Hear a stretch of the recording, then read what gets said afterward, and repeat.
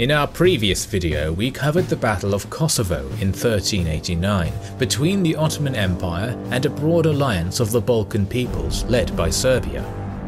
It was the first real test the Ottomans faced in Europe, and despite the loss of their sultan and heavy casualties, their invasion of Europe continued. But the new conquerors would be confronted by an even bigger challenge during one of the last crusades, just 7 years later at Nicopolis. Although the Ottomans suffered significant losses at Kosovo, they had enough resources to go on with their military campaigns.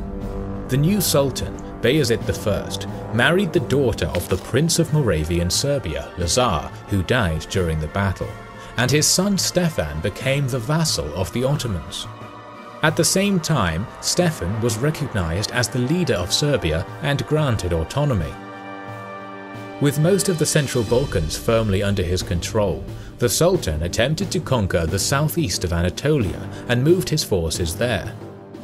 Wallachian Prince Mircea the Elder and the King of Hungary Sigismund I used that to capture the strategically important Nicopolis, situated on the banks of the Danube River, in 1392, and also restored a Bulgarian princedom in Tarnovo. However, Bayezid gained a quick victory in his war against Turkish beyliks, and in 1393 took back the majority of the lost lands and even started conducting raids into Wallachia. Nicopolis was recaptured shortly after. Despite the fact that Mircea scored a victory against Bayezid in 1395 at Ravenna, it was clear to the Hungarian king that he would need additional forces to stop the Ottoman incursion, and he called for a crusade. The 100 Years' War between France and England had already been raging for decades, and many of their neighbours were also involved. There was also the problem of the schism in the Catholic Church, which now had 2 popes, and the grudge between the Catholic and Orthodox churches, where the sack of Constantinople was still a point of contention. Still, as France and England had signed a truce a few years before, Sigismund found many allies. Both popes supported the crusade, alongside the kings of England and France, and the biggest feudal lord of France, the Duke of Burgundy, Philippe. Burgundians, who formed the core of the crusading army, would be nominally led by the young son of the Duke, the Count of Nevers, Jean. Philippe also had some seasoned commanders to balance his son's inexperience. Knights Hospitaller, Venetian and Genoan navies, and smaller groups of knights from England, Aragon, Poland, Bohemia, the Holy Roman Empire and the Teutonic Order also agreed to join. The majority of the Crusader army arrived at the city of Regensburg in April of 1396 to use the Danube River to travel downstream to Budapest. In July, they reached the Hungarian capital, where Sigismund joined them. A secondary group, consisting of Hospitaller, Venetian and Genoan navies, converged in Rhodos, entered the Black Sea, and moved into the Danube and upstream. In September, the Crusaders entered Bulgaria and reached the city of Vidin. The ruler was a vassal of the Sultan, but upon the arrival of the crusading army, he opened the gates and allowed them to massacre the small Ottoman garrison. The army then moved against Oryahovo. The local population and garrison tried to surrender to Sigismund, who accepted the offer, but the Crusaders didn't honour the agreement. Hundreds of Muslim and Orthodox citizens were killed, and at least a few thousand were made prisoners. On the 8th of September, the Hospitaller-led fleet reached Nicopolis, and 2 days later the Crusaders started the siege. As the fortifications were recently improved and the Crusaders lacked adequate siege equipment, they chose to blockade the city in the hope that this would force Bayezid to attack them. Many legends claim that the Ottoman Sultan learned about the Crusader movement due to the betrayal of one of the European leaders. But, in any case, Bayezid's army was besieging Constantinople when the Hospitaller navy crossed the Dardanelles, and that was the moment he lifted the siege and started moving to the north.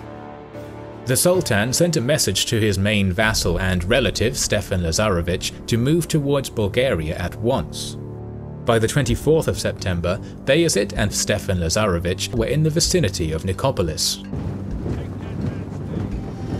Contemporary sources offer varying and at times fantastic numbers of troops, with some claims being in the hundreds of thousands. However, modern historiography is much more modest. On the one hand, Sigismund probably used only a portion of his forces, and the core of the Crusader army was from France. Other European contingents were much smaller than the Burgundian one. Taking all of this into account, 20,000 to 25,000 troops seems to be an absolute maximum for the Crusaders. On the other side, the Ottomans lost a large number of their warriors at Kosovo less than a decade before Nicopolis, and Bayezid probably had at least some of his forces in Anatolia, as the situation there also wasn't stable. So even with the support of his Balkan vassals, he probably had numbers similar to those of the Crusaders.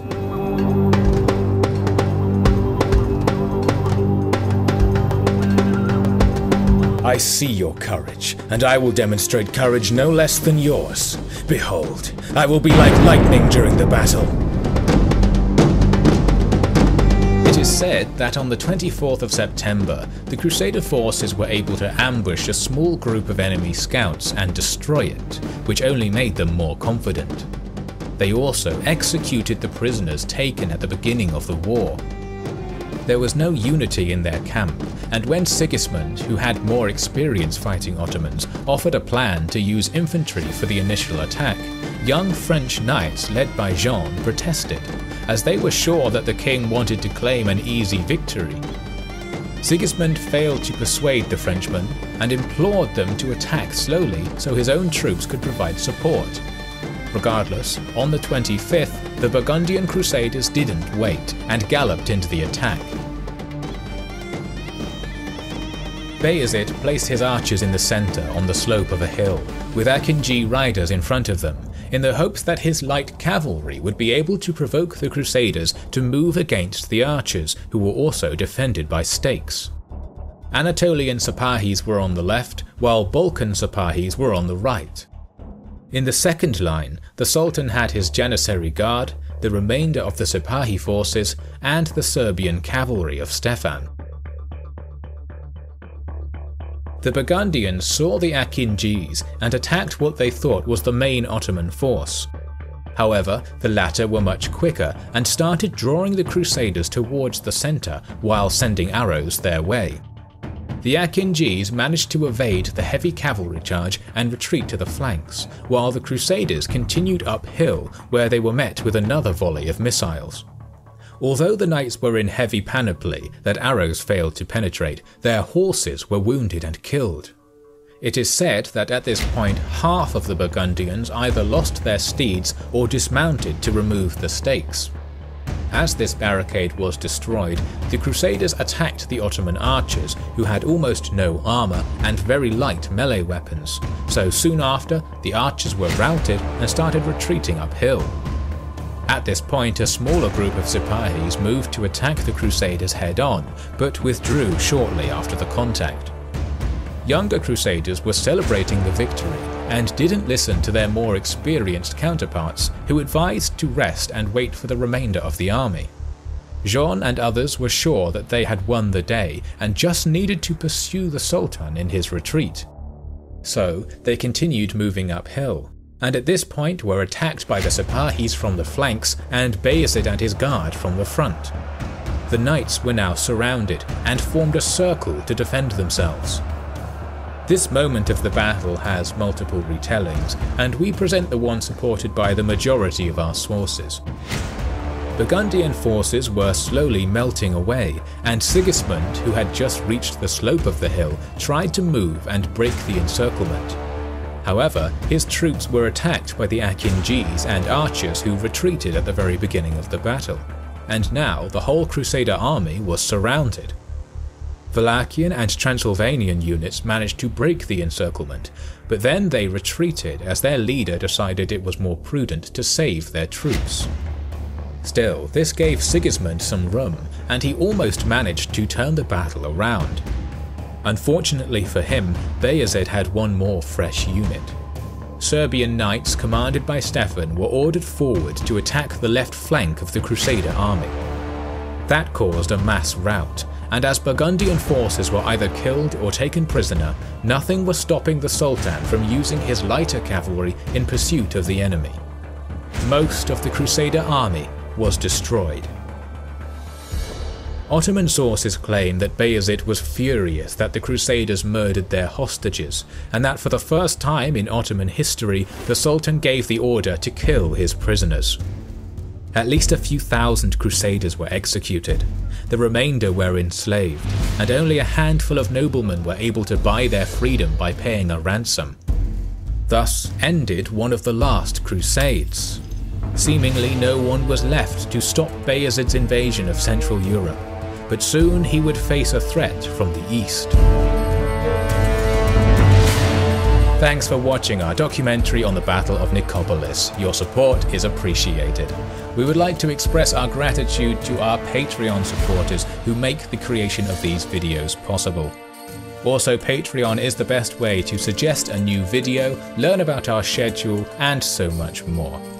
This video was narrated by me, officially Devin. Don't forget to stop by my channel for some narrative Let's Plays. This is the Kings and Generals channel. We will catch you on the next one.